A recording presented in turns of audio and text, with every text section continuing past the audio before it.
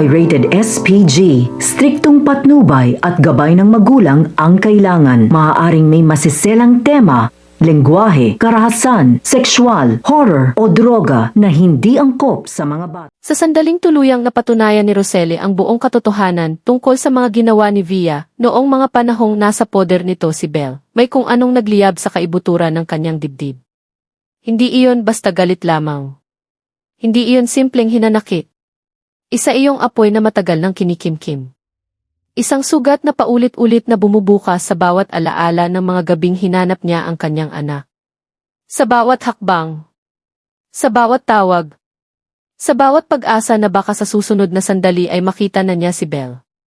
Kaya nang sa wakas ay humarap siya kay Via, hindi na napigilan ni Roselle ang sarili. Tumigil siya sa harap nito. Tahimik. Matigas. Ang kanyang mga mata ay malamig ngunit matalim, punong-puno ng sakit, galit at isang desperasyong matagal nang naghihintay na sumabog. Si Via ay nakagapos.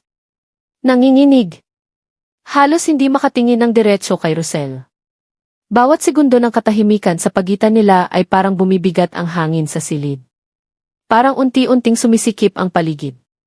Parang bawat hininga ay nagiging mas mahirap. Ngunit hindi umatras si Roselle. Sa mga sandaling iyon, ipinakita niya kay Via ang lahat ng takot na minsang naramdaman ni Belle noong mga panahong wala ito sa kanyang piling. Pinilit niyang iparamdam dito ang parehong pangamba. Ang parehong kawalan ng kontrol. Ang parehong panginginig sa katawan kapag alam mong ang kapalaran mo ay nasa kamay ng ibang tao. Habang ginagawa iyon ni Roselle, malinaw na malinaw sa kanyang isip ang bawat alaala. Ang bawat gabing ginugol niya sa paghahanap kay Belle. Ang bawat luhang pumatak mula sa kanyang mga mata. Ang bawat panalangin na ibinulong niya sa gitna ng madilim na gabi. Para kay Roselle, hindi sapat ang simpleng paghingi ng tawad. Hindi sapat ang pag-amin ng kasalanan. Naniniwala siyang kailangang maranasan ni Via ang bigat ng ginawa nito.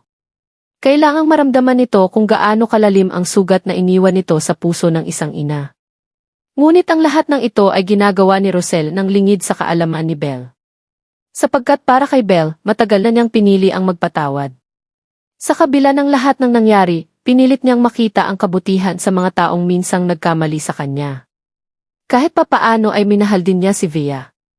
Kahit pa alam niyang may mga panahong ito ang dahilan ng kanyang pagdurusa.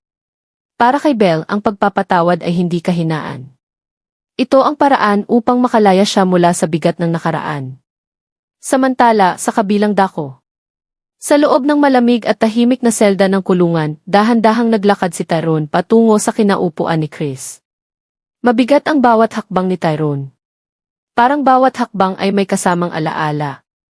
Mga tanong. Mga pagdududa na matagal nang bumabagabag sa kanyang isipan. Nang sa wakas ay tumigil siya sa harap ni Chris, nakita niya ang isang lalaking halos hindi na niya makilala. Ang dating matapang na anyo ni Chris ay napalitan ng isang mukhang pagod. Wasak. Puno ng pagsisisi. Parang dinurog ng sarili niya ang mga pagkakamali. Pagkakita pa lamang ni Chris kay Tyrone, agad itong napaluha. Hindi na niya maitago ang emosyon na matagal na niyang kinikimkim sa loob ng kulungan. Ang bawat luhang bumagsak mula sa kanyang mga mata ay tila tahimik na pag-amin ng kasalanan. Isang mabigat na pagsisisi sa lahat ng kanyang nagawa. Ngunit si Tyrone ay nanatiling matatag. Bagaman may bahagyang awa siyang nararamdaman, hindi niya kayang kalimutan ang sakit na dinanas ng kanyang ina na si Roselle. Alam niya kung ilang gabi ang ginugol ni Roselle sa paghahanap kay Belle. Alam niyang halos mawala ng pag-asa ang kanyang ina habang hinahanap ang anak na nawala sa kanya. Kaya kahit nakikita niya ang pagsisisi ni Chris, hindi pa rin siya kumbinsido na dapat na itong makalaya. Tahimik ngunit matatag na sinabi ni Tyrone kay Chris na hindi niya hawak ang puso at damdamin ni Roselle. Hindi niya maaaring diktahan ang kanyang ina kung ano ang dapat nitong maramdaman. Nakita niya kung paano lumaban si Roselle para mahanap si Belle. Nakita niya kung paano naghirap ang kanyang ina sa pagharap sa pagkawala ng anak. Ngunit ang masakit para kay Tyrone ay ang isang katotohanang hindi niya matanggap. Pinagmukha lamang tanga si Roselle ng mga taong pinagkatiwalaan niya. At isa sa mga taong iyon ay si Chris. Habang nagsasalita si Tyrone, lalong napaiyak si Chris. Paulit-ulit nitong sinabi na nagsisisi na siya. Inamin niya na mali ang lahat ng kanyang ginawa. Inamin niyang nadala siya ng sarili niyang kahinaan at kagustuhan. Ngunit hindi doon nagtapos ang mga salita ni Tyrone. Sa malamig ngunit matalim na tinig, sinabi ni Tyrone na bagay sina Chris at Via sa isa't isa. Pareho raw silang sakim. Pareho silang makasarili. Pareho silang handang manakit ng ibang tao para lamang makuha ang gusto nila. Ang mga salitang iyon ay parang matalim na kutsilyong tumarak sa puso ni Chris. Ngunit alam ni Chris na wala siyang karapatang magreklamo. Dahil totoo ang lahat ng iyon. Ilang sandali pa ang lumipas. May isang figurang dahan-dahang lumapit sa kanila. Si Belle iyon. Ang kanyang mga hakbang ay mabagal. Halos nanginginig. Habang papalapit siya sa kanyang ama na si Chris. Ang mga mata ni Belle ay puno ng luha. Ngunit sa likod ng mga luhang iyon ay may mga tanong na matagal na niyang gustong masagot. Huminto si Belle sa harap ni Chris. Matagal niya itong tinitigan. Tahimik. Ang katahimikan sa pagitan nilang dalawa ay tila mas mabigat pa kaysa sa anumang salitang maaaring sabihin. Sa wakas, nagsalita si Belle. Sa nanginginig na boses, tinanong niya si Chris kung bakit nagawa nitong itago ang lahat. Bakit pinili nitong manahimik habang lumalaki sila na puno ng mga tanong at pagkalito? Sa sandaling iyon, tila gumuho ang lahat ng pader sa loob ni Chris. Wala na siyang lakas upang magsinungaling. Wala na siyang lakas upang itago pa ang katotohanan. Inamin ni Chris na noon ay inilayo siya ni Roselle. Sinabi niyang may panahon na naniwala siyang balak ni Roselle na tuluyan na siyang ilayo sa kanilang mga anak. Sa takot na tuluyang mawala ng pagkakataong maging ama, gumawa siya ng mga desisyong alam niyang mali. Ipinaliwanag ni Chris na ang matinding kagustuhan niyang magkaroon ng anak sa kanyang buhay ang nagtulak sa kanya sa mga hakbang na iyon. Hindi niya kayang isipin ang buhay na hindi niya maririnig ang salitang ki-ama. Hindi niya kayang tanggapin ang ideya na ipagkait sa kanya ang pagiging ama. Para kay Chris, iyon ay parang isang kaparusahan na hindi niya kayang dalhin. Kaya gumawa siya ng mga bagay na kalaunan ay labis niyang pinagsisihan. Habang nagsasalita si Chris, tahimik lamang na nakikinig sina Tyrone at Belle.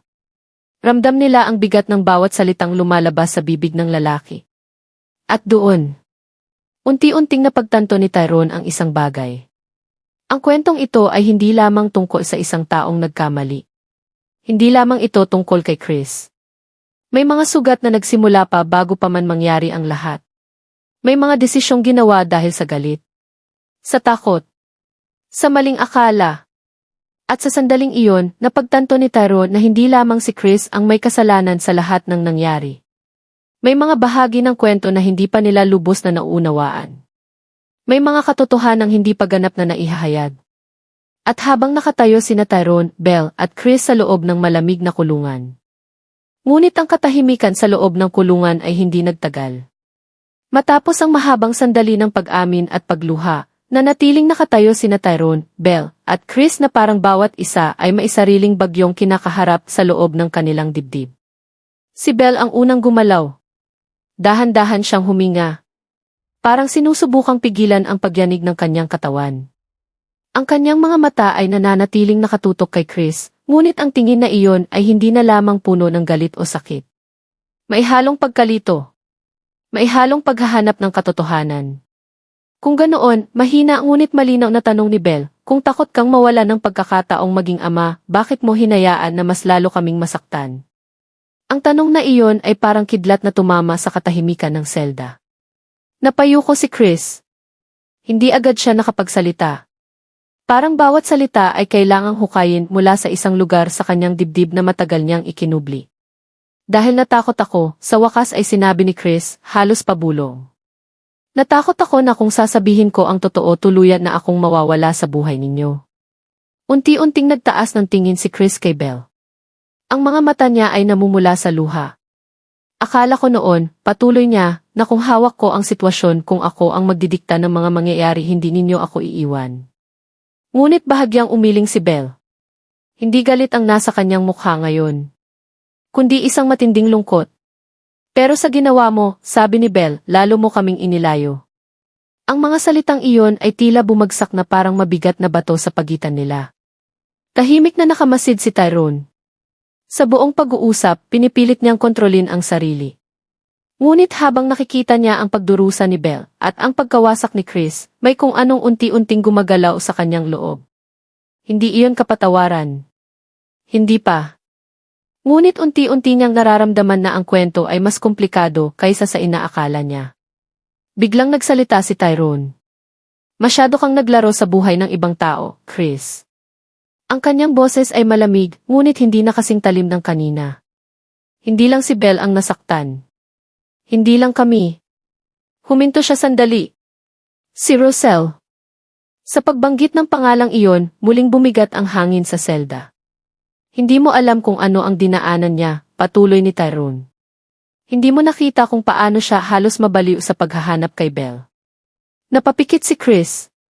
Alam niyang totoo ang lahat ng iyon. Kung nakita mo lang siya noon, sabi pa ni Tyrone, baka hindi mo nagawa ang mga ginawa mo. Lumipas ang ilang segundo ng katahimikan. Pagkatapos ay biglang nagsalita si Chris. Gusto kong makita si Roselle. Napatingin agad si Tyrone. Para saan? Malamig niyang tanong. Para humingi ng tawad, sagot ni Chris. Hindi para palayain ako. Hindi para baguhin ang nangyari. Huminga siya ng malalim. Kundi para lang sabihin sa kanya ang katotohanan. Hindi agad sumagot si Tyrone. Samantala, si Belle ay tahimik lamang na nakatingin sa dalawa. Sa sandaling iyon, malinaw sa kanyang isip ang isang bagay. Ang sugat ng kanilang pamilya ay hindi madaling gagaling. Hindi ito maaayos sa iisang pag-uusap lamang. Hindi rin ito mabubura ng simpleng paghingi ng tawad. Ngunit marahil ito ang unang hakbang. Sa labas ng kulungan, habang nagsisimula ng lumalim ang gabi, walang kaalam-alam si Roselle na sa loob ng malamig na selda ay unti-unting nabubuksan ang mga lihim na matagal nang nakabaon sa kanilang nakaraan. At habang nagsisimula pa lamang lumitaw ang mga katotohanan, isang bagay ang hindi pa nila alam. May isa pang lihim. Isang lihim na mas matagal pang itinago.